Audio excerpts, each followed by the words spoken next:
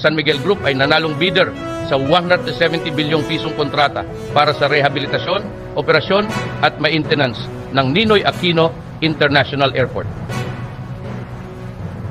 Ang SMC SAP and Company Consortium na binubuo ng San Miguel Holdings Corporation, RLW Aviation Development Incorporated, RMM Asian Logistics Incorporated at Incheon International Airport Corporation ang nag-alok ng pinakamataas na bid na may 82.16% na revenue share sa gobyerno. Ang nanalong bidder ay magbabayad din ng 30 bilyong piso upfront cost at taunang annuity payment na 2 bilyong piso sa gobyerno.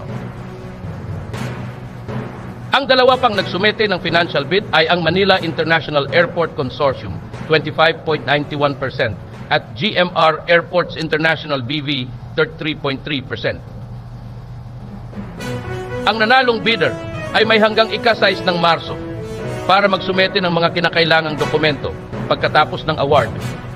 Inaasahan ng Department of Transportation na pipirmahan ang concession agreement sa nanalong bidder sa Marso 15 at malamang na ma-turn over ang pasilidad sa Setyembre ng taong ito. Ang proyekto ng NAIA ay naglalayong mapabuti ang mga pasilidad ng paliparan upang masunod ang mga internasyonal na pamantayan tulad ng International Civil Aviation Organization.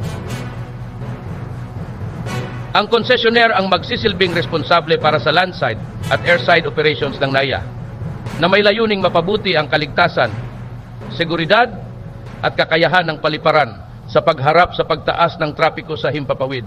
Nakumpirma rin na walang mababakanteng empleyado sa airport sa ilalim ng nasabing privatization.